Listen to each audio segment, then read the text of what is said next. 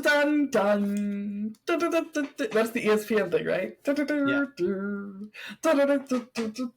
Here we are for our first official Absolute Fantasy scoring session.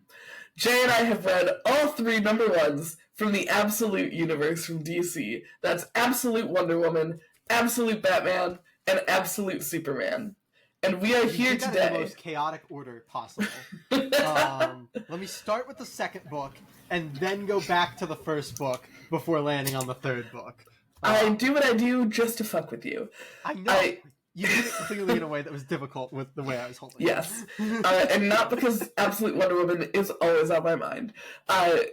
We last month went through our scoring system for this fantasy football-esque draft of the DC Absolute Universe. But we will run through it again for you here and then go through our teams before jumping into the books. So, a la fantasy football, we have point values ascribed to different successes and fumbles that can happen to our characters here, both on the side of the heroes and on the side of the villains. You get 1 point when a character you've drafted appears. You get 5 points if they win a fight. You lose 5 points if they lose a fight. If they save 1 to 3 civilians, you get 1 point. 4 to 6 civilians, you get 2 points. 7 plus civilians, you get 3 points. And on that opposite side for the villains, if you thwart a supervillain, which we're anticipating being something of an arc ender type of hero victory, you get 10 points. Every time a big one, yeah. Every time you save a named character, you get 2 points. Every time you win a mob fight, you get 3 points. And every time you gain a role of power in the universe, you gain 7 points. And I think that the same kind of goes in the opposite for a lot of those too. So, like, if you get taken down by a mob, which doesn't normally happen in comics, you would lose those points, etc. The funny thing is I just remembered as we're going through this that the idea of the reason the mob fight is because I just remembered this piece, want to tell the people, and then I was like, oh, I fucked this up when I was doing my scoring, so I'm going to have to adjust that as we go.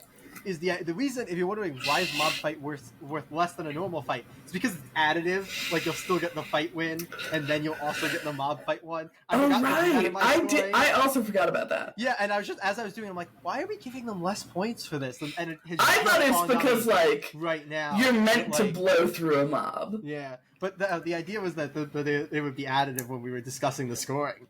Now that I remember, good to remember. Good memory there. As we go. We'll adjust that. Yeah, we're gonna figure out, especially after this week. Me and Katie are gonna sit down and look at where the scores ended up and kind of land on if anything has to be tweaked, if any numbers are too high, low, whatever. Especially for this first season, it's gonna be very up in the air. It's gonna be very like adjustable as we go to make sure that things are working and things aren't too skewed one way. And the idea is that next season, once all the extra books are added in, like Green Lantern, Flash, Martian Manhunter. Am I forgetting one? I feel like I'm forgetting one that's been announced. There was a team one, wasn't there? That one hasn't been announced. Hasn't been announced yet? What that was going to be. That might be everything. Might be everything. Been announced. Might not. But yeah, hopefully we'll have our feet underneath us. Yeah, we'll do a new draft, a new season. We're debating if we're going to let ourselves like keep certain characters from this thing. Everything's very up in the air. But the idea is every single month we're going to hit you guys with everything that happened in a nice little recap. But as we do that, we're going to talk about the scoring for our teams. So it's going to be really fun. Yes, and of course you are welcome to play along at home. If you think that we missed something or misattributed something, feel free to let us know. Yes. And also keep us updated on your scoring. But importantly, I want to also throw out.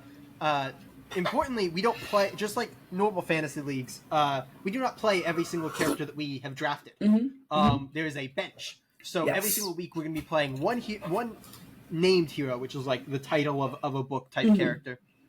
We're technically playing 2 heroes, but we only have one named hero. And then you'll have your secondary hero, which is, some sort of side hero who isn't a named character. And then you play 1 villain. On our teams, we each have 3 total heroes and 2 total villains. Yes. So there's always 2 characters, 1 villain and 1 hero on the bench. So speaking of the bench, Yeah. I will start with my team then. Yes. Yeah. And, so, tell us obviously, and who's... I am team Wonder Woman. I am team absolute Wonder Woman. I got my Wonder Woman mug. I got my absolute Wonder Woman. I wore red to represent the blood that she wipes over her eyes because she's a wild barbarian version of Wonder Woman. That was so much noise. I'm from the peanut gallery over there. A Lego Batman set like right next to me. I was trying to find the Lego Batman to like be like, I have a thing too. Too bad he wasn't fancy like me. He has no team spirit. I have the book. Is that helpful? Yeah, sure. But yes, I am Team Wonder Woman. Yeah, sure. Right there. Team Wonder Woman. So my played heroes this week were Wonder Woman and Hippolyta. When we made our teams, when we did our draft, we didn't know who was going to be in the book. So it was a bit of a gamble. I was hoping that in issue 1, Hippolyta would maybe get some backstory. But as we'll see, Cersei kind of took that role from me. And the villain that I played this week was Black Mask, who we knew was going to be one of the villains in Batman. On my bench, I have Jim Gordon, and he's probably going to be sitting there, because he's currently the mayor in Absolute Batman, but it looks like he might be losing that position, so I don't want to risk the -7. He's probably going to be a bench warmer this season. Rough. That'd be real rough. Yeah. But my other bench warmer is Brainiac, who we got a tease of at the end of Absolute Superman, so I feel very good about him going forward. Yeah. On my team, I'm Team Batman, as I think we've covered. So my first played hero is, of course, Batman, and my secondary hero, because we kind of heard, just like in New Black Mask, we'd heard that Alfred was going to be more of like a secret agent type figure. So I grabbed Alfred as my second played hero for this week, which you'll see when we get to scoring, kind of bit me in the butt this week a little bit. Just this week, though. I think that I think he's going to give you good legs going forward, Yeah, I agree. And then my played villain, which is going to be maybe one of the most interesting things for scoring as we discuss how this works as it goes, is Peacemaker. Which is very interesting in the role that plays in Absolute Superman. But on my bench, which is a wild time, because I forgot that this is my bench hero. My bench hero is Aquaman, because I was just throwing out the possibility that maybe Aquaman was going to appear in one of these books, especially having read them. I feel real bad about that. Yep. Like I felt real good about the fact that he might have a shot of showing up in Superman, and even like an outside shot of showing up in Wonder Woman. Mm-hmm. But having read the books, I feel real bad about that Aquaman pick. Yeah. But my villain pick, who is on the bench, is Hades. And I still feel solid about Hades. Yes, we knew that Wonder Woman was coming from Hell, so Hades felt like a good. I felt like a good pick. Even with Hell, like we still saw figures like Apollo, like show, like very much like, okay, this is still like very Greek mythology. So I feel like Hades is still a decent shot. But I think might get you. Brainiac though, right? Immediately paid off. But I think might bite you though. Is I don't know that Hades is going to show up in a villain role. I mean, the gods are kind of framed as the bad guy here, and I feel like when the gods are made the bad guy, Hades is like that. Hades is often made into like a kind of sympathetic figure. So that's true. That's true. We'll see. It's gonna be very interesting. But do you want to? We got one more team here. That's right. There are obviously. We did not write down the things as we made our decision. That's all right. I wrote it down. Okay. The competition would not be complete without there being a Team Superman. So we have essentially a bot team where we are going to be giving them the first hero and villain that shows up every week on their team, and they'll have a bench. They get Superman, and then their bench will feed into their roster for the next week. So this week, the hero they get is Barbara Gordon, and the villain they get is Agent Lane. On their bench, we have the Joker and Cersei. So next week, the Joker and Cersei are going to be their hero and villain plays. Yep, along with Superman. Whatever the opposite of respectively is. So yeah, that is Team Superman. But without further ado, let's get into our recaps, our thoughts on the books, and perhaps most importantly, our scoring. Yeah, I think let's go through the books and kind of do the scoring with maybe some thoughts here and there. But then I think at the end of each book, we'll kind of give a more overarching, like how we in general thought about that book. So yeah, let's talk about Absolute Batman. Written by Scott Snyder, drawn by Nick Dragata. This was a very interesting reinvention of Batman. So let's get right into this. So this book opened on a flashback to a Gotham Zoo when Bruce was with a wee boy. His father was also there with him, and he was very focused on a bat exhibit to kind of set the stage for like a little fucking nerd. You get your Batman appearance, Bruce Wayne, right there, right off the bat. 1 point from me. I'm winning. That's it. But then we jump kind of to modern day, and we see a man on a motorcycle.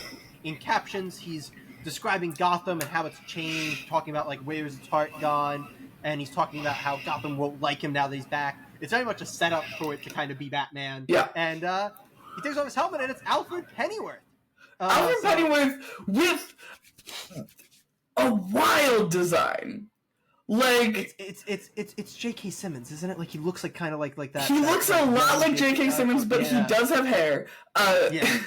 Though he's losing it. He has the most intense like male pattern baldness I've seen in my life. Yeah. He looks, honestly, I feel like he looks a lot like Raish. He does. Yeah, he does. Yeah, and he's swole as hell and wearing like a little sweater to boot, and I'm like, that's what gives me the JK. It's like that old man swole vibe. That's like JK Simmons, and I'm like, that's wild. Yeah, absolutely bonkers. But in any case, we see him buying tea from a man named Amir, and then he kind of tries to get in touch with his daughter, Julia, who is set up as like this. It's clear there's kind of a strained relationship there, which is a very interesting thing thrown in here. And he gets his assignment from whatever. He's talking to somebody frequently in this issue that we get we do not know who this is. The assumption, I think, is that it's somebody above him who gives him orders. Yes, it seems to be his boss in whatever secret agency he works for. But we have no, like... Or his handler. Very little... there's very little, to go off of there, except for... But they very clearly know him very well, like, down to the point that they, like, asked him if the tea that he loves in Gotham is still there. So, like... It's not like a disconnected voice. We don't know who it is. My bet is Lucius Fox. I think they're gonna make that'd be cool. That'd be very cool. I'd be very interested in that. But anyway, he's assigned to go after this gang known as the Party Animals. Yes. And I believe here they say that this gang has single-handedly increased murder in Gotham by I think 700%. 700% number like that. So like this gang is on a tear, and he is also told here about another player in town that's also kind of going after this gang, which is presumably Batman. Yes. And he's kind of told to be wary for this guy and to get maybe some information. And Alfred then leaves this little base that he has set up next to the tea shop in like this little apartment building type thing. And somebody has stolen his motorcycle. Yeah, his motorcycle has been grabbed. And you know what? That's what you get for parking in Gotham. Yeah, but that's an Alfred appearance. 2-0. I'm doing great. You're doing great. Like this is my book. I'm so excited to see how these points pan out at the end of the book for you. Yeah, I know. Especially Alfred's. Yes. Alfred was maybe not a great play this week, but we then see there's actually a little bit of a setup where there's like somebody else punching a bag, and I think I don't know. It's actually really a bait and switch when you see the cover of the book and you know what Batman, kind of is gonna look like. But anyway, I think it's a bait and switch, very much so. And then the absolute behemoth that is Bruce Wayne in this universe. It's absurd. It's so wild. His heavy bag. And, also, what are your thoughts? Because I feel like this lad may be Dick Grayson. I don't know. He's got the dark hair, the blue eyes. He's doing combat. It's interesting though because Babs is older, but I'm still. My assumption is still that Dick is gonna be young if he gets introduced. I don't know about that, because he says that he's got a date tonight, and I'm like, okay, that feels like very wink wink Dick Grayson coded for whatever reason. It's just interesting, because then, like, your assumption would be that unless we're doing a weird, like, him being introduced as Robin then would be kind of weird. I don't know, I don't think he's going to be Robin. I think that this is like my big conspiracy theory. I think they're going to fast track him to Nightwing. I think that's a little. I would think that would be a weird thing to do for an Absolute Universe, but the Absolute Universe is already willing to do some weird stuff. So because they're clearly gonna want a Robin eventually. Yeah, but I don't know. My vibe would be it'd be a good way to do a good a young Dick Grayson Robin again is an Absolute Universe. The thing is, I don't think that in the universe that's ruled by chaos and violence, I don't think they're gonna go with the 9-year-old boy crime fighter. That's fair. I mean, he doesn't have to be 9. He could be 13. He could be 12. yeah, exactly. I don't think when they put so much effort into making Bruce inhumanly swole, that they're gonna be and also here's his sidekick who can fight the same guys, and he's made of noodles. I could see him having a heavily armored suit, the Robin, just a child in a war suit. That would be phenomenal. That would be amazing. The Absolute vibe. Have you seen the Absolute Batmobile? That thing is a beast. I feel it was not that crazy that he would put a child in a, war suit. I mean, you got me there. Fair enough. But yeah, so the bait and switch happens. We see swole ass Batman. Yeah, and as he's hitting this heavy bag, we get this intercut with scenes of young Bruce and his father at the zoo, in which it's mentioned that they're going to be seeing a movie that night. Foreshadowing. Except maybe not. So then we find out the guy who runs the boxing gym is Waylon Jones. Yeah, he's such a cutie. He's opening an exotic pet store. Yeah. I'm so thrilled about this storyline specifically. It's very interesting because we also get this setup here of Bruce and Waylon being friends and them having a bunch of friends that are typical Batman antagonists. We hear that he invites Bruce to play poker with Eddie, Harvey, Oz, and Selina. And if those names don't mean anything to you, that would be Riddler, Two-Face, Penguin, and Catwoman in a typical universe. Yeah. So that's a really cool setup here. We also get kind of the first inclination that this Bruce is not rich, because we see him kind of, after he breaks this heavy bag, him struggling with the idea of paying Waylon back and being I need to wait until I get paid, and he's complaining about how much the sand costs. It's very much not a typical Bruce Wayne, put it on my card, whatever, reaction. So this is kind I would say this is our second clue. The first clue was that Thomas Wayne is Bruce's teacher.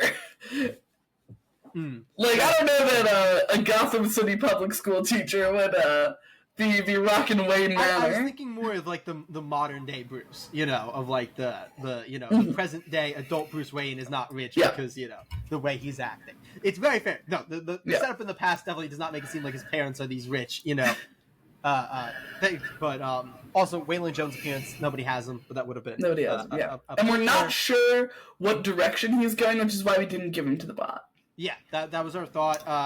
We had discussed that, but we don't know if he's going to be a villain or a hero, so it feels a little weird to slot him in anywhere there. But then we jump once again. This book's jumping between a lot of different perspectives, which is I think really Scott Snyder 101. Out this, but it also feels like it's really fleshing out this absolute world. Yes, very much so. I'm learning a lot about this Gotham in a really great way. I think Scott Snyder did this phenomenal job giving us this whole new world in this issue. So we see Black Mask, who is revealed. Crucially, though, I want to throw out, he is never called Black Mask in this issue. Are you gonna try to? No, I'm not throwing. I just want to make it clear. I actually don't know that he's gonna be called Black Mask. Okay. Yes. I'm not gonna screw you over if he has a different name. I'm just saying we don't know that that's actually gonna be his alias in this universe. I was ready to fist fight you. No. I just wanted to make that clear because I feel like that's an interesting thing to throw out that we don't know that's correct. That's gonna be how that works. So he's meeting with Mr. Maroney and Mr. Falcone, typical old crime boss, Gotham City stuff. And it's kind of a little unclear if he's trying to court them or make a deal, but he's being fairly, positive, criminal mastermind positive at the start of this. But it becomes very clear that they are not happy with his gang. And so he goes, I'm going to introduce you guys to my mask collection. And he shows them these anti-old masks created the faces of Martin Luther and George Washington, and then Mr. Maroney's brother and Mr. Falcone's cousin. And then Black Mask sixed his minions on the mob bosses, and they were both killed brutally. I'm going to throw Black Mask appearance and Black Mask fight 1 here. I think you and I believe gains roll of power, but I was gonna see about that, but I think that we wait until there's a more official I'm in charge now. Yeah, I feel the same. I just wanted to throw that out to that. But the question I have here is: does he get double points for fight 1 since it was him with 2 iconic villains? Taken out. That's a single fight. That's a single fight. Our rule was our rule was below 5 is considered a single fight. Yes, but I believe our rule also was that if it's 2 actual people that are fighting, the points go the points are proportional. So if Superman and Wonder Woman, but these are I think that's a bit of a stretch. I think that's a stretch. I'm sorry, Don Maroney and Don Falcone. Fight back. You want to split hairs? I'm gonna argue for 0 points then instead of. Well, you'd be objectively wrong for that. Why? There was no fight. There was no. Yes, fight. there was. Back. They were killed. They were just killed. They didn't fight. I would like to point out that he is clearly grabbing the strings using to strangle him. That's only one of them. The other one was killed immediately with the knives to the face. So. I think that it's reasonable for this to be a 10-point win. I feel like it's a bit of a stretch. I'll give it to you. I feel like that's a stretch, but I'll give it to you. Okay. I appreciate that, because here's the thing. If it was 2 random crime bosses, I'd be sure, but taking out Carmine Falcone and Don Maroney, that's pretty big. It's an absolute universe, they're not big in this book, so I push back, but that's fine. Okay. Anyway, we then see Mayor Jim Gordon. Yes, Katie is not playing. Crucially not played. Yeah, bummer. He holds an emergency town hall to talk about the party animals, and we see kind of around the perimeter Alfred Pennyworth on the site. He's told by his higher up only to observe as he sees the party animals arriving on the scene. We then get a flashbang in this town hall as the people were all arguing and kind of berating Jim Gordon. I also want to cut in before that. I think 2 crucial things. One, we see Waylon Jones standing up in the town hall and saying Hamilton Hill is a crook. We all know that. So leaning towards hero side Waylon. Clearly not on board with a crook as mayor. And second thing, which we learn later, we've got Martha Wayne here, who is standing up for Jim Gordon. But yeah, anyway, Jim Gordon is then shot as the party animals kind of burst in. He gets shot. The interesting thing here is that if you read it from the way it's written standpoint, if you read the dialogue, it feels clear that they were targeting Jim Gordon and they shot him. But if you just look at the art, it feels like he's kind of jumping into the way to get between the bullet and Babs. Which is I think he was jumping out of the way because you can see the bullets are tearing they're tearing the podium to shreds, and Babs is actually down in front of the podium. Yeah, the art thing there gave me slight pause because it felt very much like the pose people do when they're jumping. Yes, it does. It also doesn't look clear that he was shot. It's mostly the way he interacts with Babs afterwards. Yeah, but anyway. But we have Barbara Gordon, which is a point for the bot. Yes. And she's told to get everyone out of there to safety. And I don't know if we've counted the amount of civilians in there. But, civilians saved probably for Barbara Gordon. Yeah. We'll give her a civilian save. It's a whole room of town hall. I think she gets top points for civilian save. She's going to get top civilian save points there. So Barbara Gordon getting some points right off the bat.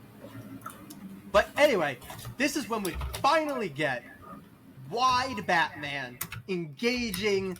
He's on the scene. He's coming after the party animals, and this is when Alfred is also told that he is allowed to engage if Batman gets in the way of his intel gathering. Yes, crucially. So this is not able to get involved to save the people in the town hall. Yeah. It's get involved to stop Batman from saving people. If he is stopping you from gathering intel. Yeah. Which is wild.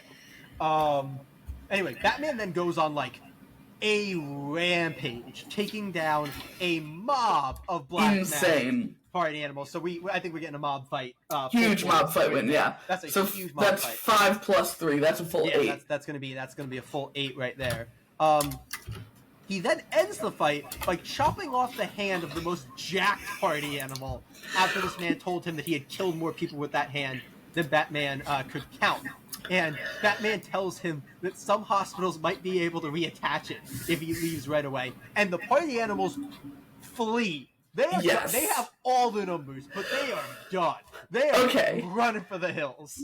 Okay, there are some things we need to go over in here, because it's so fucking rad. This is... drawn too. Dragana is in his bag right here. Absolutely. One, we see Batman hanging from the rafters of City Hall, like the outside area, and we see a bunch of bullets shot at him as he's wrapped in his cloak. We get, like you said, our wide Batman dropping down on him. Yeah. With that classic Batman silhouette where the mouth is gone and you just see the white eyes and the big black. Crucially, also, his cape is not a typical Batman cape. It's four-pronged. And he uses it so wildly. Like, he uses it almost like a whip. Like, he hits people and he also, like, throws people with it. Shot. Like, it has, those, like, kind of... like, claws at the end. Spider-Man leg-looking things. Yeah. When Spider-Man has those, like... the Iron Spider. Yeah, the Iron Spider suit. Like, he has, like, those, like, irons... So he can literally whack people with this cape. As, like, a hard blow. Which is so cool. We see him, like, throw someone into a window multiple stories up. Yeah. There's this amazing, like, split kick. Literally every piece of action on this is so rad. It's absurd. He's this huge, but he's doing it's some of I love a good bulky Batman. I love a good bulky Batman who can still do acrobatics. Because it's awesome. Seeing him do that scissor kick as he's like this ginormous, like, hulking figure is so cool. And then we have like a 19 panel page. Oh, okay. You counted it out? I just counted it. It's so 19 panels. And it has what I think is my favorite Batman edition from this version of Batman. We've seen before that he has the way to, like, get the his bat symbol off his chest with, like, the axe thing. That's how he gets that giant axe that he uses to cut the guy's hands off. We also see him remove his bat ears, or at least the, like, extended version of them, to create 2 other Batarangs, which was so rad. I was like, that is the most Bruce Wayne shit I have seen in my entire life. It's crazy, though, because I feel like they've done such a good job of this Batman, like, leaning into the engineering side. Like, every single part of his suit is, like, a weapon. It is it has a reason for being there. It's such a cool Batman. I really... So insanely awesome. Action scenes, Dragotta does such a good job of really making it feel like he's using everything. There's a brutalness to this Batman that I think goes beyond pretty much anything other than, like, the Frank Miller Batman. Like, it's very reminiscent of kind of like that Dark Knight Returns Batman. He's just a very brutal, bestial Batman. Which we also get, right? We also get a commentary from Alfred that Bruce missed every single artery by just enough. There were no fatalities from this absolute bloodbath. And as Alfred points out, he's like, oh, he is still, like, an idealist, this Batman, even though he is brutal, which I think is a really wonderful take. Yeah, fully agree. But speaking of Alfred, do we want to move forward to the next thing, which is Alfred arriving and putting a high-tech shotgun to the back of Batman's head and warning him not to move because he won't have time. And this is as somebody who loves, like, well choreographed fights and stuff, something that I love, because this was actually thought out so well that the way that Batman responds isn't somehow moving so fast that the gun, like, can't shoot. He throws a back kick where he doesn't have to move his upper body to just kick back and take out Alfred. It's so smart. It's so perfect without doing a bullshit Batman like faster than a gun thing. I love that moment so much. So great. And Batman then takes the shotgun and disappears. This is where I start screwing myself because we get a Batman fight won, but I immediately lose the points from an Alfred fight lost. So a bummer. It equals out right there. But I really, that was one of my favorite moments in this book. I love that. Also, super rad. Huge Batman throw a back kick is just an awesome visual. Like, because anytime he lifts up his legs, you're like, how How did you lift your leg? I don't believe you. But then we get one of my favorite reveals about Bruce, which is we're going through. Alfred has like stalked him to his day to day, and like Jake can run through his history, but he's currently working as like an engineer in the city, and we see him literally working to fix the stairs that he blew up to stop the Black Mask people from getting away. Yeah, I thought that was such a great, super cool Bruce Wayne take. But your summary. Yeah. So, Alfred has figured out that Bruce is Batman very quickly. He stalked him. He's following him. He now knows everything about him. So he tells us that Bruce is 24 years old. Crucially, we later get a thing that contradicts this that was pointed out. Dragata screwed up the art. You see his birth date later, and it does not work out for him to be 24. I believe. He's born in 2004, I believe, is what it says, which obviously doesn't make sense. He's 24 years old. He grew up in Crime Alley with a teacher and social worker for parents. He then explains that when at a school trip from the zoo, which crucially is a prize that Bruce won for his class from the engineering contest, out of a bridge that he based on a Batwing, which is just so cool. Yeah, super cool backstory for this Batman. And then somebody begins shooting up the zoo. So crucially, the movie thing was just a little. It was another misdirect. Yeah, and Bruce's father, in like I think the typical interpretation of Thomas Wayne being this very protective person, gets all the kids to safety, but then goes out on his own and kind of gets shot. Poor guy, he got blamed. What I love here is we see Thomas talking to Bruce, and it's Bruce, whatever you hear, do not open the door, which is exactly what Bruce said to Babs when he was telling her to like keep everybody inside while he took the fight outside. Yeah, which very, very that honestly made me tear up. It's a very nice parallel there. But then critically, this is where we start to get like what happened after. This is where we get he was arrested at one point. This is where we get the birth date is 2004 on his mugshot, which is incorrect. We find out that Bruce kind of went through a rough time, but then he became a football star. But interestingly, according to Alfred, he figured out that Bruce intentionally injured himself so that he wouldn't actually have to play football. And in this studies, he studied like every field you would think a Batman would need, like, you know, criminal justice and all this like engineering stuff and chemical and all the stuff that you think a Batman would need. And then he goes through and he works in like sewage in Gotham, and he works in engineering, and he works on all these things to also figure out Gotham. So it's just all this thing of Bruce, like a very different way of Bruce training himself to be Batman. Which I think is specifically the working in the sewers, working in water, working in City Hall. I think that is the coolest take on Batman you can possibly have. Like, the way that he knows this city so well is because he's literally been in every part of it. Yeah. Well, I think that is the coolest shit that comes out of this book. I think it proves Scott Snyder really thought out, like, what changing Bruce's origin was going to do. Yeah. Like how do I get him to know Gotham this well if his father wasn't this pivotal figure in Gotham and he doesn't have all these connections and money in Gotham? And he went, well, okay. Well, Bruce doesn't have the money to travel the world and do that. So he doesn't even have money for college. So here's how he actually got to college. And here's how he studied this stuff. And here's how he knows all the bits of Gotham. Like, it feels so well. Like, it feels like it wasn't just going, here's step one. Yeah. And then I'm just going to do it despite it doesn't work. It felt like he went, this is what I want to do. Let me figure out how that could actually work.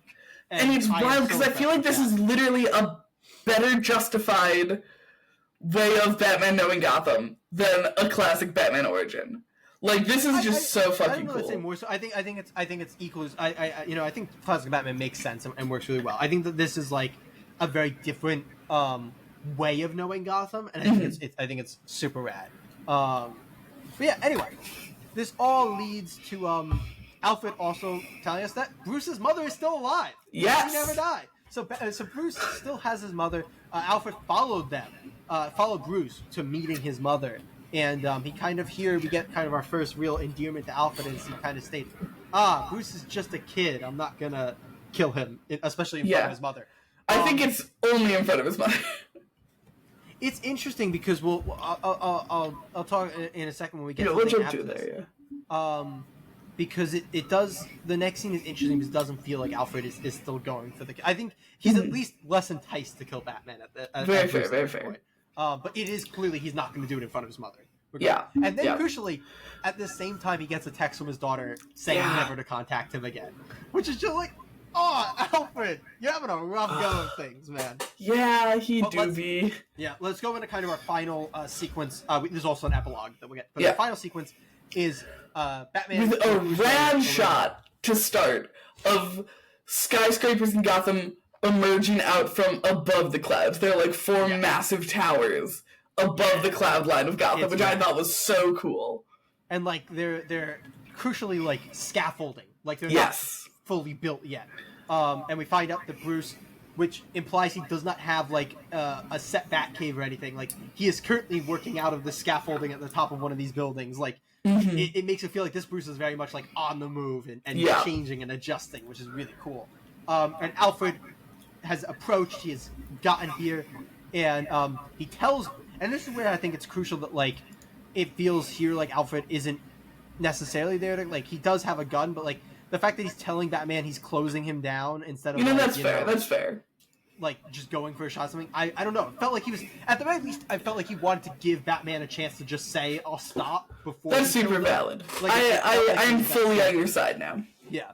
So So then Batman pulls out the same shotgun he took from Alfred earlier, and Alfred is unfazed. He's like, I know you don't kill, so you're not going to hit me with this thing. Bang! And Bruce shoots this, and he knocks Alfred out, and we find out that he's augmented this shotgun to shoot, like, miniature batarangs that now are, like, covering... I love that shot that Tragotta did there. It's fantastic. So good! Both the original boom that makes it look like he did just murder Alfred, which is crazy, and then the actual shot of Alfred, like, getting up with these batarangs in his face. But then, we see that Bruce is the one who stole Alfred's motorcycle earlier. And he drives it off the scaffolding! Like, literally above the clouds! He just drives it off! What the fuck? And that's our, like, ending moment. And there's this amazing shot of Bruce on the Batcycle, his cape flowing out behind him, the moon shining. It's such a good classic Batman shot. Yeah, it's wild. It's a wild. And then, again, another point where I shot myself in the foot because Bruce gets a +5 here, and Alfred's gonna get the -5. But yeah, that was so rad. It's one of those things where like, there's sometimes you can just get away with that rule of quote. It's like, how did he survive jumping off the building? Who cares? It was fucking bad. Honestly, we might see. I think the next issue is gonna start with him fucking flying off the building, and we'll see what weird shit he's come up with. Yeah. It's a rad shot. But then we get the epilogue, which is super rad. So it's Alfred kind of covered in bandages, talking once again to this like boss figure. Not really a figure, because he's not a voice. Handler figure. Handler.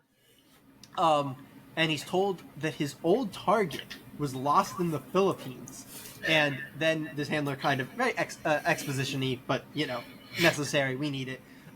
This man who, and you might want to follow this, trained with Henry Ducard, then killed him. The League of Assassins, and then killed them. Which, crucially, again, if you're new to Batman, that's typically Batman's origin, not the killing them part, but the people who he's training with. That's typically Batman's training. And then we find out he's a man who never laughs at anything. So they call him the Joker. And we get the freakiest fucking shot of him. Still in shadows, though. Crucially, we don't get a full look at this guy ever. It's so freaky. I'm so hype on this. This is going to be absolutely buck fucking wild. Giving the Joker a twisted version of Batman's origin in this universe, I think is a stroke of genius. I think it's one of the coolest fucking things. Like you said, the Batman origin and I think this is the best thing they did. I think this is the best thing they came up with. Like creating a Joker who is this like rich foil for the poor Batman, but also like is going to be a physical threat because this Joker has the normal Batman training versus our Batman who's more like brutal engineering self-taught. Yeah. It's going to be such a cool turn of like our brawler Batman versus the Joker who's going to have the typical martial art Batman background. Yes. I love this. I think this is the coolest thing they did. I will throw out there, I don't think it's outside the realm of possibility that, to start, the Joker and Batman might be on the same side. I don't think, with a young Batman and a well-trained Joker, I don't think it's beyond the realm of possibility for Joker to, like, essentially mentor Batman at first. I don't think it is either, but let me throw... The crucial thing for that will be how fast Batman and Alfred get on the same page. That's super fair. We know he's, like, Alfred's main, like, target, so... Clearly, if Alfred and Bruce become friends before they meet Joker, you'd assume, unless that ends up being a rift, you'd assume Alfred is going to be like, no, this dude is like... And see, that's why I think Bruce and Joker are going to be on the same side, because I don't think it's going to be a quick swap for Alfred.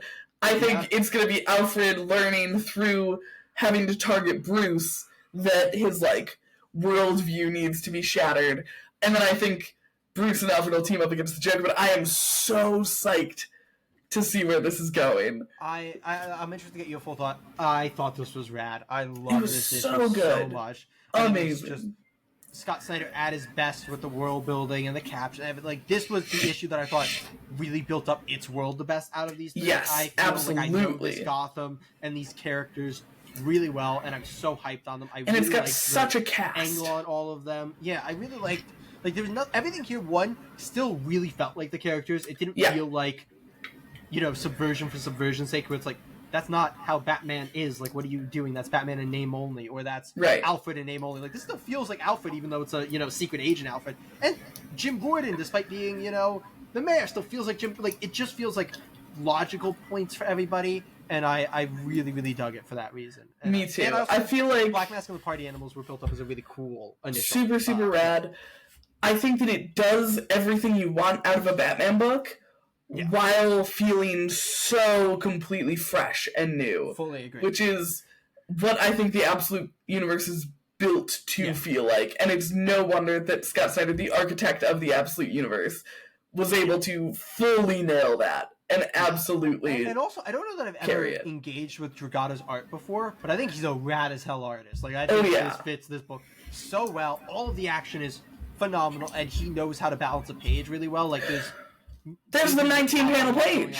Yeah, exactly. Like, he's a really good page balancer. Like, there's so much love about Absolute Batman. And I was super hyped on it. Yeah, super rad. I am a little jealous that I have to cheer against the book a little bit because you first picked, didn't you? Like, I did. I first picked Wonder Woman. Yeah. So you can't feel. I can't even be like, I'm sorry. No, you made the choice. I did. Yeah.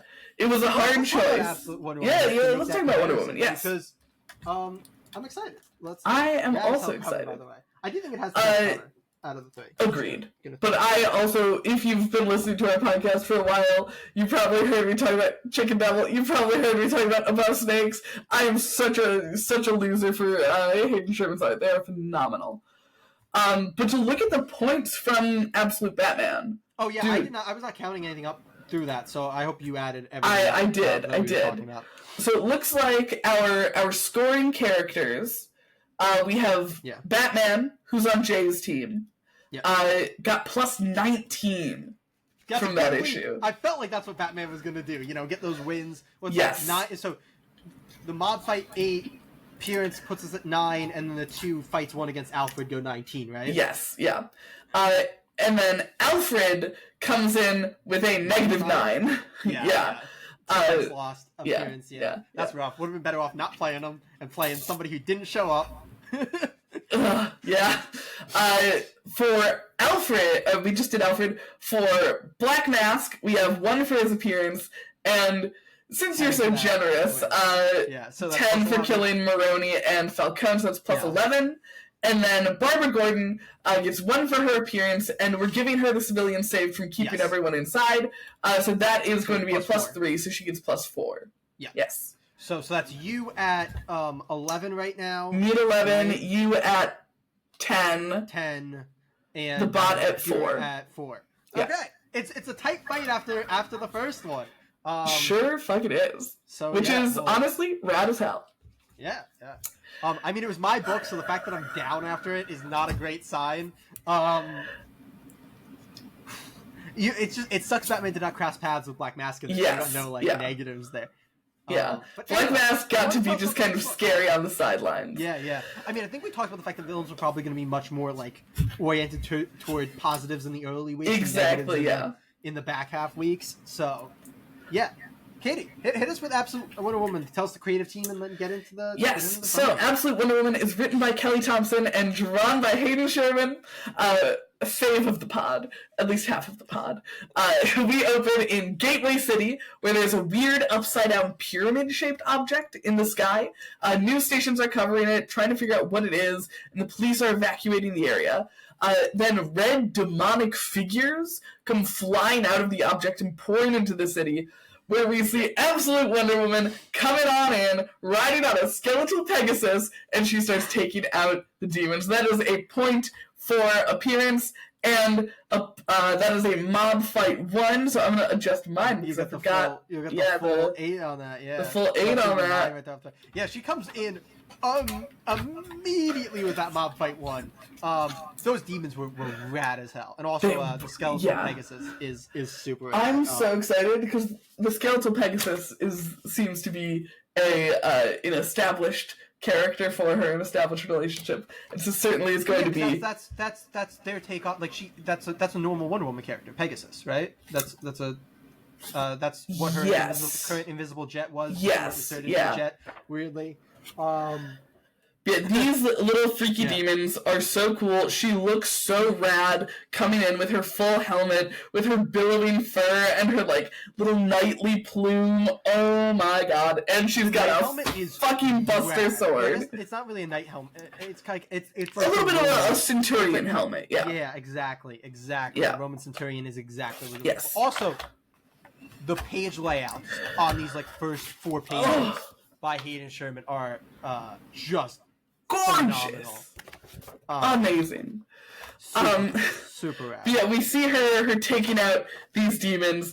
We see her use some sick magic to blast them away, and then we jump into our origin. We see Circe in hell, condemned here by the gods, and Apollo approaches her with the baby Diana, little baby Diana, little baby Wonder Woman.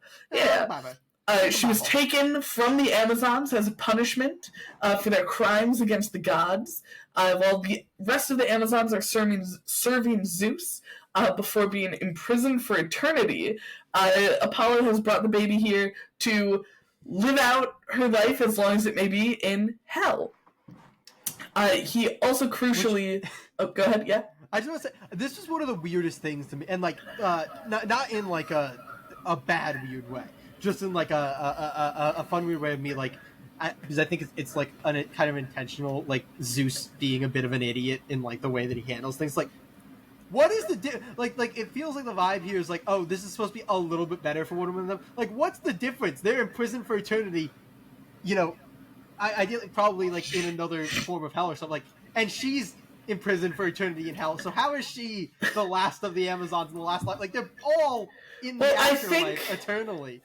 I think the vibe that I got for it, because just to jump ahead for a second, we see eventually there are snakes and other creatures that come to try to kill Diana. I very much saw this as one of, I think it's a kind of classic Greek thing where the gods want their hands to be clean, essentially. The gods are not going to kill you, so I believe they sent Diana here to die. That's the point. That's my point of it's weird. The idea is it's because she's still alive, but she's still in the afterlife. Yes, she's alive, but she's still in hell. So, I mean, what's the difference? In hell and dead or alive in hell. In hell and being dead are very different. Why? When you die, you're then in hell. It's the same. You get what I'm saying, right? I get what you're saying. I think in terms myth and stuff. Yes. Okay. Yeah. I'm not saying. I'm just saying. I think it's very funny, because that is a Greek thing, that. It fully tracks. Is not a gripe on the book. I just find it hilarious that the idea is it's we won't kill her. We're just going to put her in the bad afterlife. Yeah. We're just going to put you where you go when you die. I find that so funny. Look, they're being very considerate. It'll be a short journey. when she does die. Yeah. So yeah, that's why I led into it. This is not like a gripe on the book. I just find it incredibly funny that that's like how it is very are structuring it. It's like truly iconic. Amazon, but you're still in the underworld, even though you're like alive in the underworld. Astounding. But yes, Apollo delivers the baby, not in the way you normally deliver a baby. He drops her off, and then bans the word Amazon in what I thought was a little bit of a trite way, but I dug it. I like I thought it was rad, like scribbled anytime. Yes, that was super cool. I think it was my specific gripe was him saying that the word Amazon is banned, which I was like, that feels a little light. Like, I feel like I wanted some more dramatic verbiage there, but that's okay. I mean, I think the drama is in the way he was drawn on that page. Yes, like, it's absolutely gorgeous. Like, so I decree! So I decree! Hayden Sherman, again, going absolutely wild with the page comp. Sherman was in her bag with the layouts. Like, they are wild. Absolutely bonkers. I don't know there's one, like, traditionally laid out page. Right? Which is so cool. Very, it really makes it feel like very Greek. distinctive. It has that, like, Greek, like... They do a lot of, like, shapes. Vibe. Yeah. Everything's very flowy, too, of, like, you know, like, that's kind of, like, how that... Yeah. They were big on, like, waves and stuff, you know? Mm-hmm. So, like, yeah, it's got... It's super rad. It looks... Yeah, absolutely gorgeous.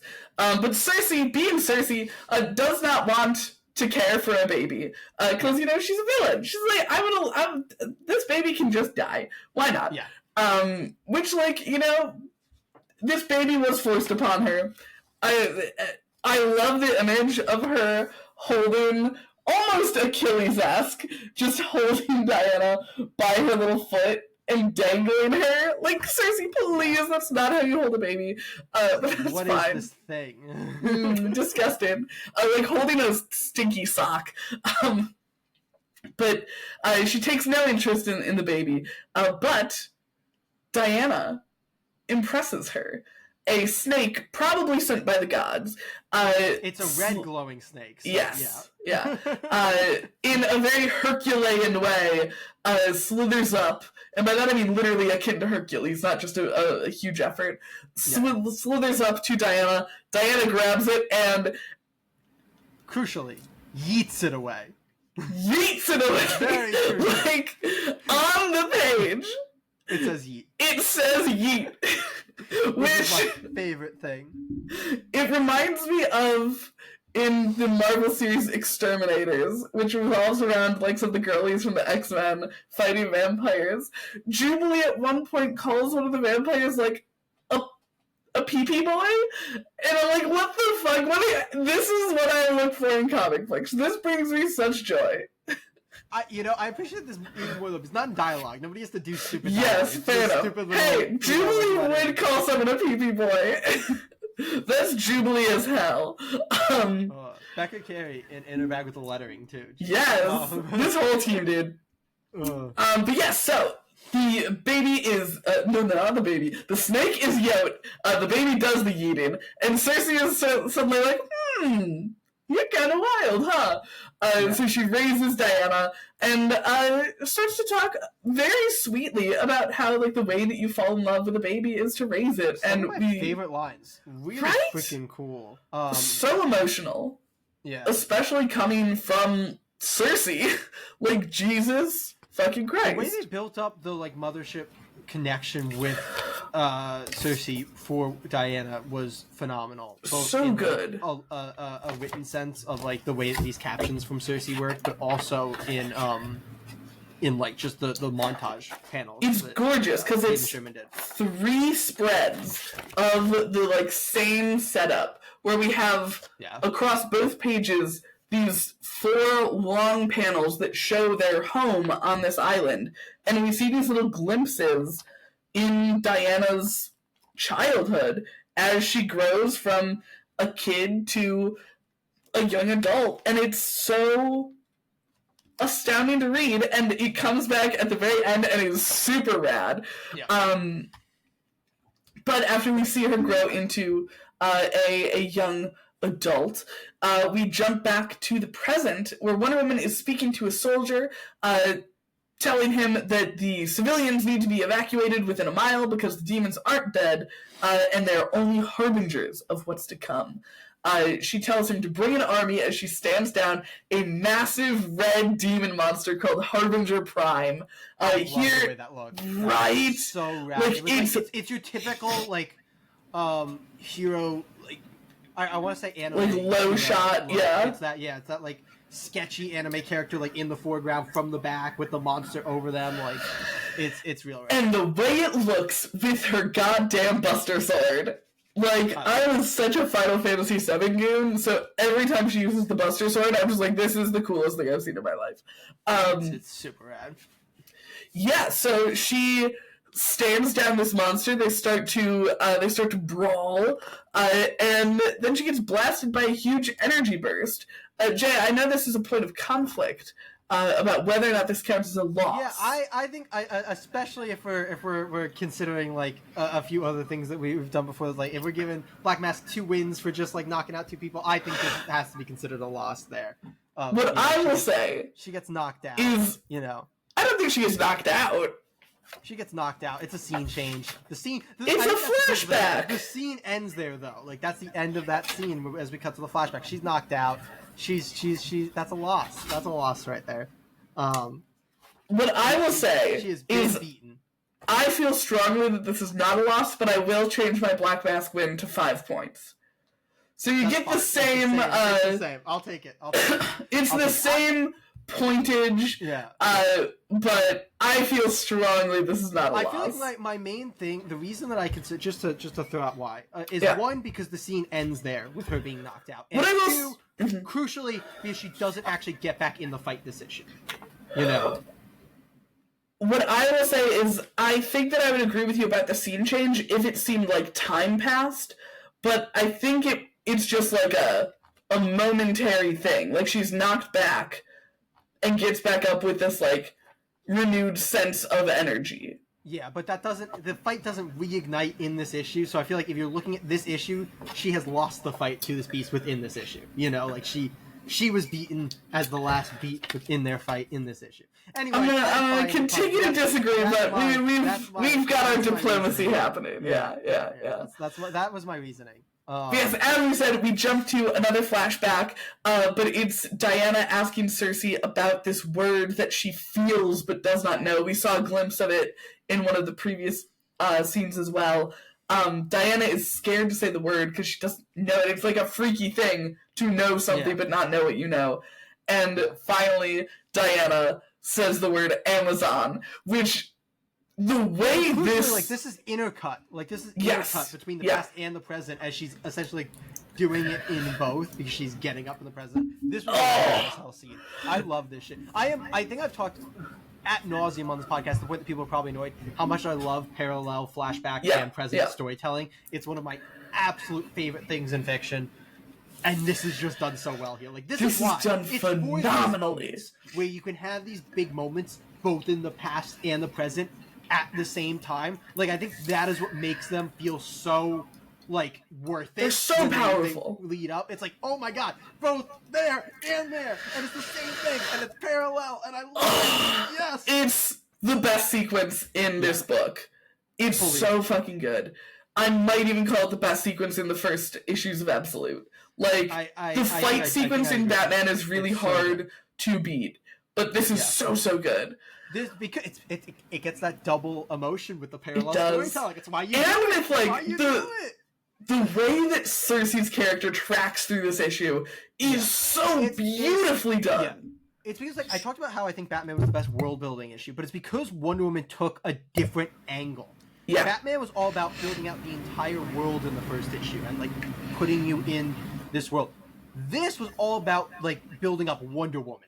It's the opposite angle of, like, I'm going to give you her full backstory. And I'm going to give you her full lead up to how she got here versus the Batman one, which was I'm going to build up a bunch of characters in this. Yeah. It's just a different angle, and I think both killed it. So amazing. Angle. Yes. And I love this. This was such a moment. But yeah, we see this gorgeous sequence of Circe encouraging Diana to, like, keep saying the word Amazon, to embrace who she's supposed to be.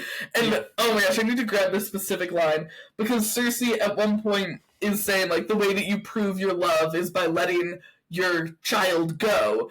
And then, oh my god, she repeats it again with how you prove your love is by setting your child free and arming her to the teeth the greatest weapons imaginable and watching her become everything she was always meant to become and watching her change the world. That had me in tears. I mean, go right after, though, with the Wonder Woman, the final moment Yes. of Wonder, which one is just a phenomenal, not Gorgeous. page, the like bottom half splash page, and the line of, I've always loved the I Am name. Like, I think that's just one of my favorite things, especially in comic books and superhero books. Like, for I am Diana of the Mascara, last of the Amazons, daughter of Circe, princess of hell, witch of the wild eye. Like, that is, especially like Greek myth stuff, where it's like your name and your legacy and your family are all so important. Like, it fits Wonder Woman, so, which really, I think Wonder Woman is one of the people who doesn't like do the like I am thing like a ton, when like she's the one who probably makes it the absolute most sense to do it. I love it. I'm like going to cry after rereading this last. She's going like toe to toe with a demon or a god. I want that. I am Diana of the Mascara last. Like, I want that. I love that. It's my favorite thing. It's so good. It's so rad. This issue is just like, lack of a better term, god tier. Yeah, I was gonna say like I always pause to say perfect, but like nearly perfect. Like I just don't know what they could have done. But like I love this. It's on every so level. phenomenal. It's so oh my good. gosh. And she's ready to fight Harbinger Prime now, and really excited for that next issue. Yeah, like you said, such different approaches that Batman and Wonder Woman took. But both so good. Yeah, like the score we have here, I believe, is going to be Circe at one point, and then only Wonder Woman with other points. Circe's not even played this week. Right? Circe's not played this week. Yeah, so it doesn't matter. So unfortunately, I got no points for Hippolyta. But you're going to get 14 for one? Did I math that right? 14? I think 9. Where are you getting 14? Mob Fight is going to give 8 plus 1 from. She lost the fight. I forgot. No, we didn't do the loss. No, yeah. Oh, there's no one fight after that. Yeah. Correct. Yeah. I don't know why I had swapped the lost fight to a one fight in my mind. No. That doesn't make sense either. Yeah, you're right. Yeah, so I get 9 points for Diana. But you're actually only netting 4 because you're losing 5 on the Black Mask. Yes, correct. So you're gonna gain. So that also, luckily for you, means you actually won your book, which is nice. Yes. Yeah, but crucially, now, I was down 1. You've gained, so I'm down 5 now, I believe. I have 9 plus 6. I have 15, and you have 10. Yeah, so I'm down 5. Yeah. Going into the final book, which is neither of our books, but crucially, I do have the villain. Yeah, I was gonna say you have Peacemaker here. You run your thing, right? Your characters have all been. Yes, all of my characters have had their appearances. Really? I think the computer's gonna body. Do you have the computer's total score here? I think the computer's gonna body us this week. I have what I called the computer's score. What is the computer's current score? Because they have the Babs got them what? 4? Babs got them 4, and they have not. And then they have Superman and Lois. Yeah, I don't think so. I mean, Superman is gonna get hit with the one. I don't know. We'll see. I don't know that we're gonna. Yeah, that's not as high as I thought. Yeah, I don't know. I'm interested. This is gonna be fun. I only have like ahead of saying it. Superman doesn't get that many points from my count. I think he gets. I have him. We did our count separately when we were taking notes. I have a decent few for him. Like I think second to Batman. I think I have him getting more than Wonder Woman, but less than Batman. I have him netting a single point. Okay, I think we're gonna. We'll see. Yeah. I think you missed a very crucial mob fight 1 in this issue. So it should be +4 because I was counting the Peacemakers as just a regular character. Let's jump into it. We'll talk about it. Yeah, we'll talk about it. That's the whole point. Anyway, this book. Oh, let me hold it up because I did that with the other ones, and I feel bad if I don't hold up. Absolutely. So there we go. Absolutely. There he is. Absolutely. It's written by Jason Aaron, and it is illustrated by Rafa Sandoval. The book opens on Krypton, showing us that the planet was this classist, future, very scientific-based society. They're about how the cities ruled the planet as cities always do, and the Science League is at the head of this. This is presumably Superman giving the monologue as he talks about, his family's or the captions. the captioned monologue. To be clear, he's not literally talking to yes. us. Yeah, he says, and my parents weren't among them. So yeah, it's always exactly. Superman. It's certainly Superman. We know it's Superman, but I always figure to say presumably when it's like not like fair enough. I am Superman. Like there is never a like express. Yeah, exactly. Like it's Superman. We know it's Superman, but like I don't know. Anyway, okay. So we learn that Superman's parents, or at least his mother, runs a farm, and his father is like also kind of within that. I believe for the Sky Department. I believe his mother is an engineer. Does she also run a farm? They're waiting for rain for their like farming rig. So I don't know. I was very confused by that. So I think why are they waiting for rain for their farming thing? What do you mean? They're waiting for rain so their crops can grow, I believe. Yeah, that's farming. Yeah, but she's fixing the machine. They run a farm. Whatever. The two of them run a farm. That's not his dad in the first scene. I don't think. Not? Okay, no, I think that's just a random neighbor. Okay, that makes a lot of sense. I guess because I saw him first before I saw the. Yeah, I also thought it was Jor-El first. I'll throw my first criticism of this book. I do think this book gets confusing at points with it does. A lot of the Krypton shit and the cutting back and forth, and I had my moments where I was really like trying to figure out what exactly was going on. I think because I originally assumed this was his father, I didn't assume the miner that very clearly is his father later was initially his father, and then I just connected. I'm like, they must both be his father. she is, I guess, fixing the some of the farming equipment for this farmer, and they're waiting for the sky. The important bit of this is that Krypton literally controls the rain at this point. Yes. That is part of their like society and their class and everything. That was what I was trying to get at. They're waiting for the Sky Department to like actually bring them rain, which eventually does happen, but it's very late. So we learn like everything is at the beck and call of like the government and of these companies and everything. The Science League. They're very scientifically advanced, and that's the Science League there. So we start with Laura Vaughn, Superman's mother's backstory, where we find out she was a great student, but when she wrote an essay criticizing Krypton's lack of funding for interstellar travel, she was forbidden from ever applying to the Science Academy. And crucially, she was 9 years old when this happened and just wanted to be an astronaut. Yeah. So yeah, they are this. I think it's a little heavy-handed. I think it's cool at certain points, but it gets a little heavy-handed with some of the very much so. Here. Yeah, and we've talked about this with I think Jason Aaron before, where he's a bit of a heavy-handed lad. He's a very dramatic lad. Yeah, which often can go hand in hand with just kind of bonking you over the head with things. Yeah, I did love the farmer. Oh, okay. No, the farmer is talking about Jor-El, and he's like, "Oh, well, he's gone down into the mines 1,000 times by now, right?" And Laura just comes back with 3,475. I thought that was such a nice character beat of her knowing exactly how many times he's gone into these dangerous mines, and it's like that's very endearing. No, that was. I liked them on the page a lot more than I liked them in Clark's descriptions. Yeah, fully agree. But another thing important here is that they all have to wear their like class thing on them. The Science League is at the top and the Labor Guild's at the bottom, and they wear the symbol. The Labor Guild symbol being iconically that Superman S, but to their people, obviously, it's not that important. Another slight gripe here. I wish they put a little more effort into the non-Superman symbols. I didn't think they felt like they were of the same thing. Exactly. Like, all the other symbols felt very like the same, but then the Superman S did not feel like it fit with. It didn't feel like, and they didn't try to justify it. Yeah. Well, the Superman S was like a family crest. We had all these different versions of it for other families. So I was like, why didn't you just do that for this, where they were also triangular? Like all the other ones are circles. Like why are theirs this big triangle? That is. Well, the middle management one is not a circle, I don't think. Oh, it is a circle. Never mind. It is. All the other ones are circles. I don't know why. Theirs is a triangle.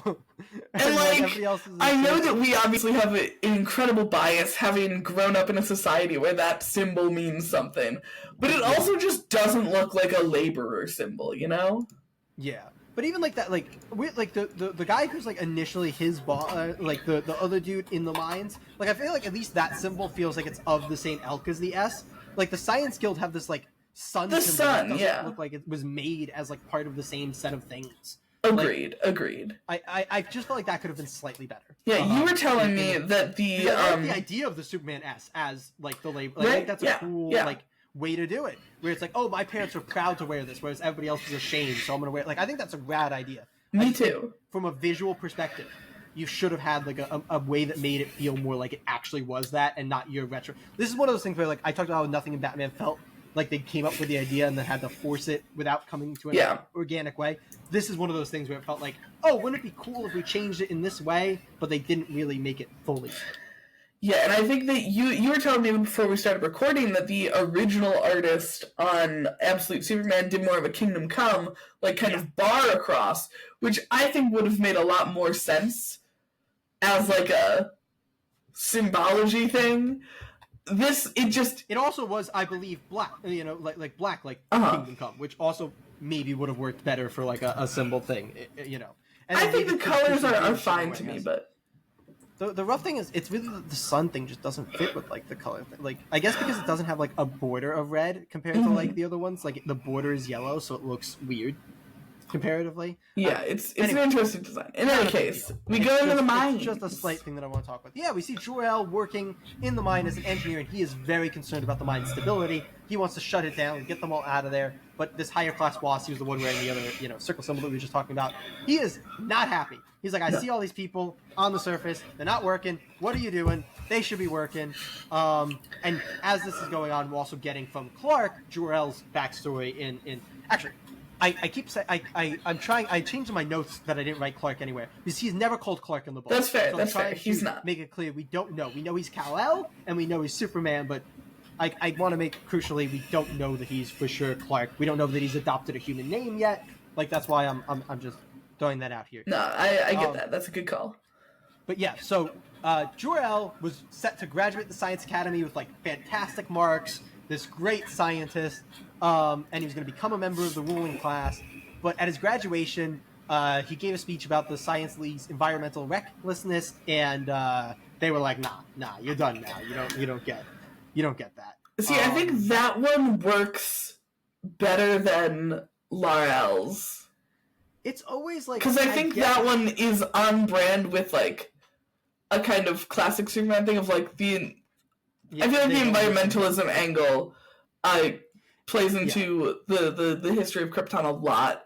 Whereas the like interstellar travel thing, I'm like, that one felt out of nowhere, and like I have no context for that. Yeah, the interstellar travel wasn't really connected to like the thing that we get to, especially at the end of this issue, where like we both have to prove this thing. Where it's like, why didn't you make her thing connected to it then? Like, no, I agree. This was a bit better. I still like. I guess I didn't like the phrasing of like they laughed him out instead of like, oh, they were scared and they like barred him from speaking or something. Like, I was like, why were they? If he's like known as like one of the smartest people in the academy, like, I don't know, like even in the real world, like yes, we have people who deny climate change, but it's not like they're super smart people and like you're barred from or like you're laughed out for it. Like, it's not. This is not how that works. It's like sometimes when you dial these things up to 11 to try to make a point, I just get to the point where I'm like, I don't buy that it played out that way. I don't buy that there wasn't more nuance to it. Yeah, and it suddenly feels less dramatic. Yeah, so that's why again, these are slight things. Like these aren't like they're just slight things where like it made it a little harder to buy in. Yeah, if that makes sense. It does. But anyway, we also have. I'm sorry, my. This literally bothered me for the rest of the issue, even though it was a single line. The guy in the mines who's trying to get everyone to keep working refers to his like status as a member of the League of Middle Management, and I'm like, that's clearly a joke, right? But then his symbol like looks like an M, and I'm like, wait, is that literally? I think it's like it's a joke for us, but it's legit in the world. Yeah, which I hated. I was like, no, I cannot take that seriously. Like that's a comedy bit. I don't love the like direct signaling to the symbol. Like I feel like it's more of a thing where like he would just be like, I am this, and you can see. Like I don't know. It feels a little. Yeah, it feels a little weird to me. It feels like I did not like the way that he the symbol and stuff like. That in general is like one of my. I didn't like the way that the symbol and everything ended up playing out. Yeah, like, and it was such an important part of the book. Is why I feel so gripey about it. Yeah, I agree. But anyway, back on Earth, Yes. we are shown a mine in Brazil that parallels this mine on Krypton, and all these workers are being forced to continue working despite there being a large deposit of asbestos found in the mines that is obviously dangerous. And we see these peacemakers owned by the Lazarus Corporation, and they are forcing people to keep working. Again, this is interesting because there's multiple peacemakers. We didn't really think this through when we had done this. I think if we want to address it now, let's address. I think that we just count the peacemakers as unnamed character. Okay. Yeah. Okay. Very fair. So, so that's +1 for the peacemaker Yes. appearing. But then crucially, we see that diamonds have already been mined. Like, they just go in and there's like all these diamonds already mined. Presumably, Superman has used his powers to do this. And we jump back to previous night. This is another thing where the book was kind of jumping around. Like, I don't know why we went here, jumped back a day just to jump back forward. Felt weird. But anyway, we jump back to the night to see. I wrote again, presumably, because I always do this when things aren't like presumably Kal-El / Superman talking to one of these workers, and he seems conflicted between. I really like this right. Superman's like confliction between like the good and evil of the human's world, and then we get this worker telling him, you know, which is true when you have what is worth fighting for. That exchange I thought was phenomenal. I liked a lot of Jason Aaron's dialogue. It was just the other really good dialogue writer. Yeah, and also I really do like the way that Rafa like draws Superman. Like, I think he has this like cool detached look about him, where he feels kind of alien, despite clearly looking human. I don't know. I thought it just worked really rad. He also does really fun things with his eyes when he uses his different powers. Yeah. Really gorgeous. His eyes go blue at one point, right? Yeah, for his X-ray vision. Yeah. But that was really cool. I thought that exchange was awesome. I like this Superman being. I've always liked the idea of Superman being a little bit conflicted. I know some people want Superman to just be always perfect love, but especially we're in an alternate universe. I like the conflicted Superman. Yes, yeah. I think that's fun. But yeah, Superman first appearance +1 right there. We jump back forward the one day that we jump back, we see that these mine diamonds are actually making things worse for the workers, and the same worker that Superman talked to. His name is, I don't know how you pronounce it. Is it Joao or How or Joao? It's Joao, I believe. But I don't know how you pronounce that. I would guess How, maybe. How Portuguese. So How is getting beaten by one of these peacemakers as they are like very annoyed that these diamonds have already been mined because they want to know what's going on, and they start evacuating the area, bringing in more peacemakers, more vehicles. It's a big like military thing, and this is when Superman makes his move. He takes out the peacemakers in this big, what I considered a mob fight, but I think because we're going to consider the peacemakers a single entity, we're going to deem that just a straight up fight. But crucially, he does save a named character here, so he does get points for that. Okay, that's fair. I think that I missed out on giving him points for saving people here. Yeah, he saves a named character here, plus other civilians. So we honestly maybe multiple points here. I don't know how we want to handle that, but he definitely gets the 2 for saving the named character, and then it's whether we want to give him points for saving other civilians as well. But yeah, this was rad. I really like the way that Rafa draws Superman in action. I like the like lighting up of the like gauntlets, essentially. I thought that was cool. I like the way the peacemakers look. Right? I like everything. Just feels very like chaotic. It makes Superman feel very powerful as things are just flying as he makes his move. And like this is a Superman who doesn't seem to have like a huge amount of control over his powers, which I really like. That's critical. Yeah, I think that's like a very critical thing here, is that he doesn't seem to really have a lot of control. This is a very like lost soul type Superman. Like that feels like the thing. But Peacemaker does lose a fight here, so that's gonna really hurt me. -5. I think that's gonna really be the death of me here.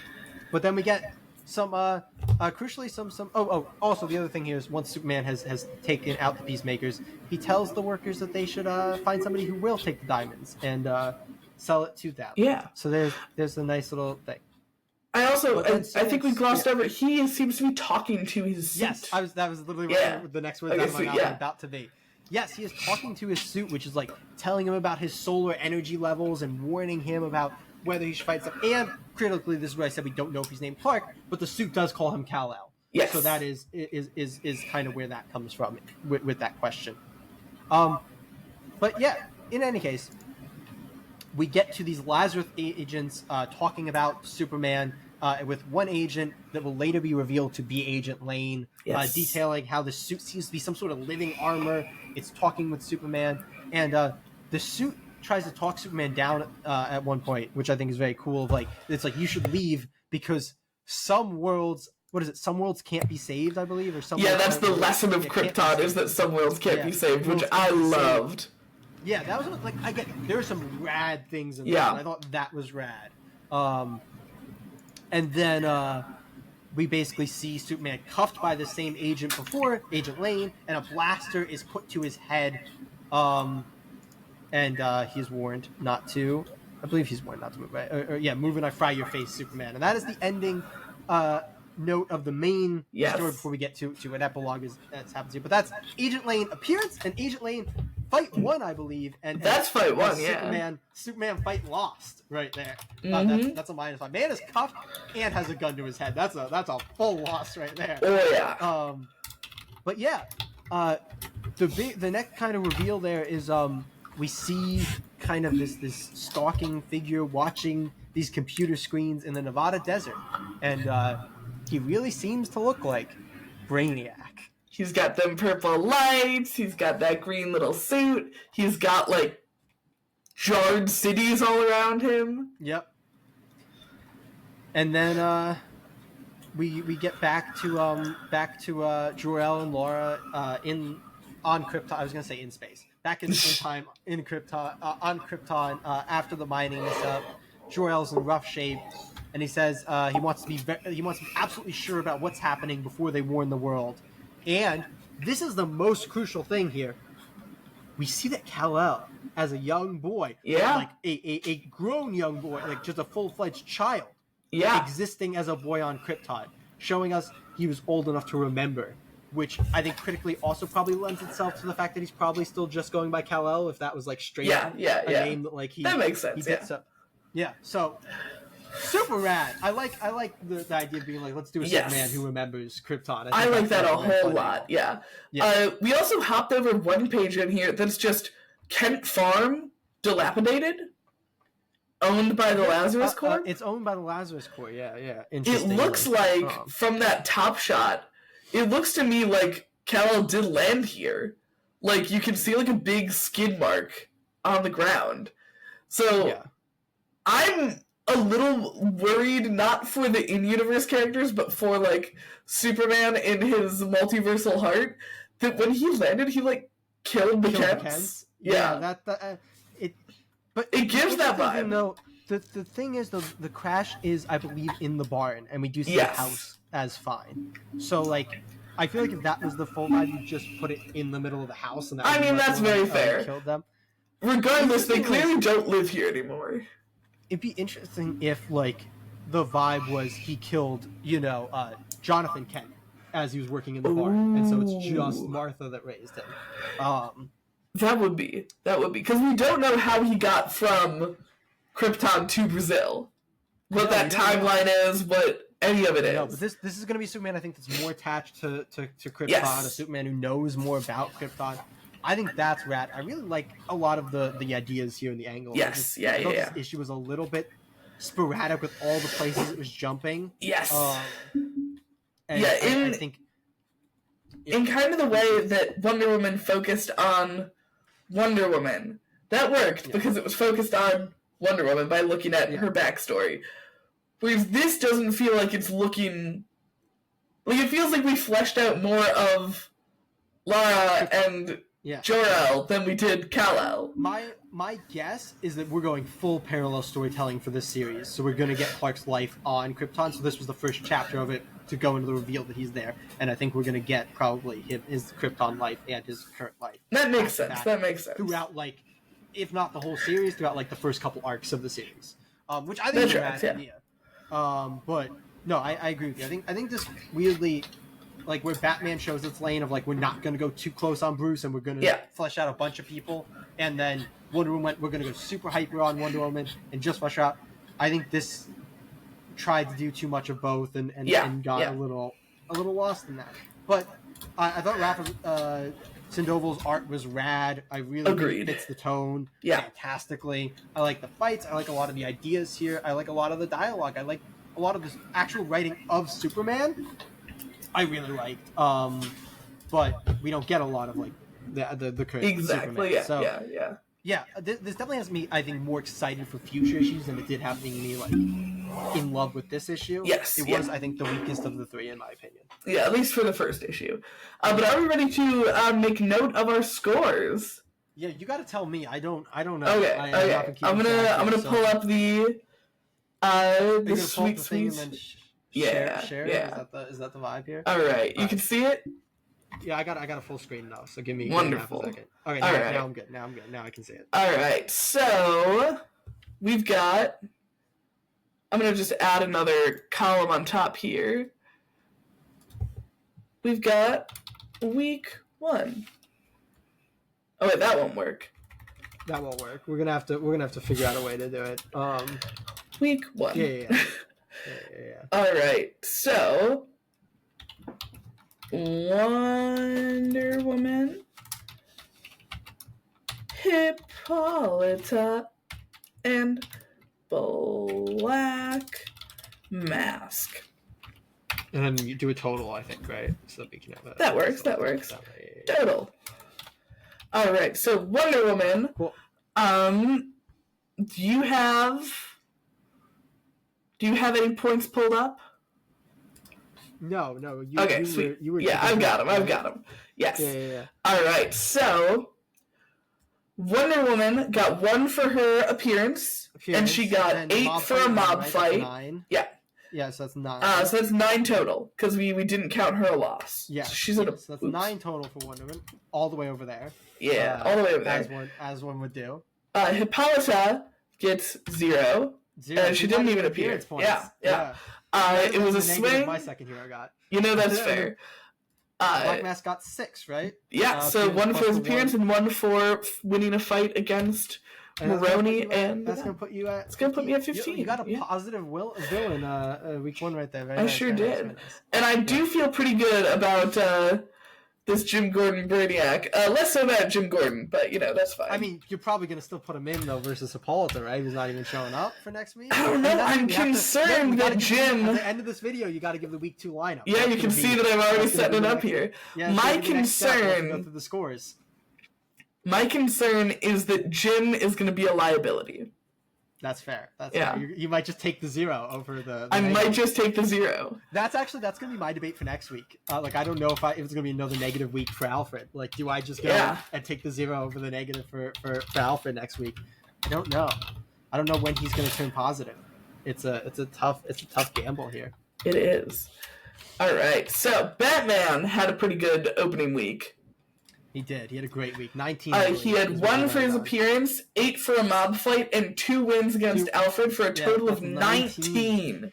Batman's gonna have to hard carry me, man. I'm not doing great with anything else here. That's fair. Is -9 for 2 fights lost plus his 1 appearance point. He sure is. Then Peacemaker also didn't have a great week. No, he's -4, isn't he? He is at -4. 1 appearance, 1 loss to Superman. Yeah. The rough thing about Peacemaker is because he's going to be like a tool for a businessman. He's not going to be terrorizing citizens either. So exactly, Peacemaker is a rough one for you to have, especially when your other villain is Hades, who we don't even know if he's going to be showing up. Yeah, no, Batman was. I think I was very correct in my analysis that Batman was going to be the heavy scoring hero. Yes, because he's just that mob fight winner, that beast of a man who's going to be fighting constantly.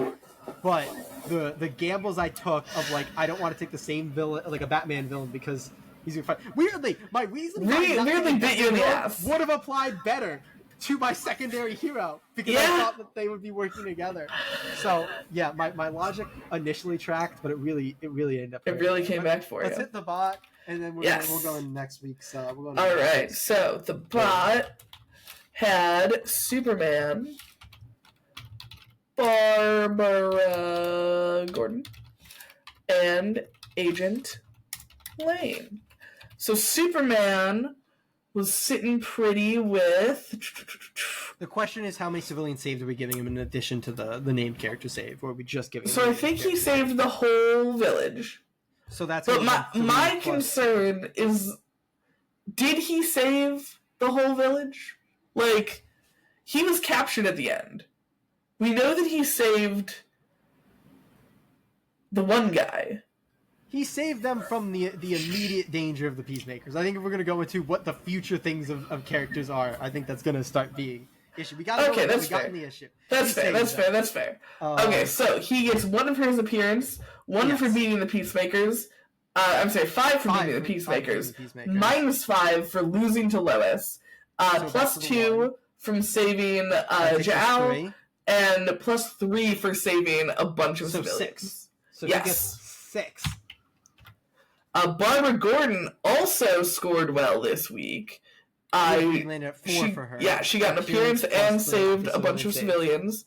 And then Agent Lane, I believe, is a 6 as well. Yeah, for 1 appearance and beating Superman. Did they win? I think bot won. We won at 16. The bot pulled 1 ahead of me and we won. Yeah. I sucked this week, man. If I had even competent picks along with Batman, though, I would be. You'd be going crazy. Alas. But yeah, why don't you give us your week 2 lineup and then I'll give mine. Let's look at the bot first, just because they're the least interesting. So they're gonna have Superman, obviously. Yeah. And then Cersei jumps in for villain 2. Yeah. For hero 2. Yeah, and then Joker jumps in for the villain. Yes. So that's going to be their lineup for next week. Yep. Toll. And then toll. Pay the toll. All right. And then what are you putting together for next week? Yeah. So here's the. You gonna keep Batman? Thing, man. I'm keeping that. Man, obviously, my tough decision is Alfred. Yeah. I don't know if I think Alfred's going to turn yet. I think I'm going to wait on Alfred because I think if I see he's gaining points, then I can just confidently put him in. Otherwise, because the thing is, I can only make the decision not to put him in, I think, wrong once, whereas I can make the decision to put him in when I shouldn't wrong multiple times. Yes, so I'm going to keep him out until he proves to me he should be in, and then I'll slide him in, and I've taken Peacemaker the fuck out. Okay. Hades can show up at any moment, and I think when Hades shows up, that's going to be a high scoring week because I think he'll cause. That's very fair, super fair. So yeah, I'm changing my lineup as much as possible. I'm doing a full 2 for 2 here. You've got a rough lineup. A 0 on Aquaman. I'm intentionally holding a 0 on Aquaman. I love that for you. Over the negative, but I think Hades, I might. I'm confident for Hades. I might do something similar, actually. Are you gonna put Brainiac in here? Like, that's a name. I think I'm gonna leave Hippolyta in. Is gonna be my wild thing. As your 0. I truly think I don't think Jim Gordon is going to be doing enough for the inevitable -7 of him being ousted as mayor. But I feel like you have the most interesting question between 2 characters that both are gonna potentially show up and both could score for you. Is it Black Mask or is it Brainiac for your villain? I think I'm gonna stick with Black Mask. Because I think as long as Bruce and Alfred are on the opposite sides, Black Mask is going to have that upper hand. That's fair. You locking that in? I'm locking that in. I think, my concern is that Black Mask got his good week, and he's going to just start getting jobbed out moving forward. But you could be right that Alfred's going to take that role for a little bit longer. Yeah, I think they're going to... How fast do they team up to take on the party animals? Because that could be next week. It could be. It could be. Quick. I don't think it is. I don't know. I feel like Brainiac. I feel a lot like how I feel like Hades. Like the thing is, you don't know when he's really going to enter the picture. But when he does, it's probably going to be a high-scoring week. Like, I don't think we got far enough in the plot of Superman for him to be coming in this coming week. No, that's super fair. And I like the idea that I'll have him to swap out because I think Brainiac could also be like a multi-arc villain. I think so too. I think you're right there that you could, if you time it right. I think you can really hit, like, when Black Mask is going to stop making points and start losing points, get Brainiac in there when he's going to start making points. I think your depth is way better than mine right now. Like, I think you have a lot more, like, plays to make, whereas I'm really counting on Batman to hard carry. Sometimes you have a really good quarterback and that's all you need. Yeah. Well, you'd expect this to be the result of the person who got the first pick versus the person who didn't. Like, I feel like I have a first pick lineup where it's like, oh, I got the guy who is clearly the number one in the league, but the rest of my team is garbage. Well, if you want to see how our teams came to be, check out our video from last month where we actually did our draft. We tried to go through a sample book to count scoring. It turns out we picked like the one issue of JLA where nobody did anything. It was better though than, shouldn't we try to do Ultimate Black Panther first? And that was awful. We didn't upload that. Maybe. I remember going through Ultimate Black Panther at some point to try to. We definitely did. Like, nothing happened, and then we did the JLA issue, and at least some things happened. That's fair. But go ahead and check that out. We are so hyped to be going into the Absolute Universe. Check in with us every single month. We're going to go through just like we did today. Currently winning. Team Wonder Woman below, and Team Batman on the bottom. Do you want to scoot yours a little farther down? No. Just a little farther down? Because, No, I think it's not about the amount. It's just about where you're at. That's so fair, because, it's really tight with me and the bot, where, we're within one of each other, 16 and 15, and then you there with your 6, it's, rough. I mean, crucially, this is the one season in which it actually is going to matter how much you lose by each week, because this season we're doing it total base, because there's only 3 of us. Right. Our idea is to expand the league with more people once there are more books, and then it'll actually be head-to-head, and it just matters if you win or lose any given week. Right. But crucially, the scoring actually does specifically matter for this season. So and Jay and I are also trying to land on a prize for the winner. We're thinking of splitting the cost on some Nightwing book, and then the winner gets it, but we have made no decisions yet. So if you have any ideas, I think we should do a Nightwing, a Nightwing 1 from the first solo series. I'd be down to do that. I do have it already, but I will like it even more when it's at your expense. Copy. I wonder if we can find a signed copy there we go. to do as the prize, right? There we go. Hell yeah. So we'll figure it out, yeah.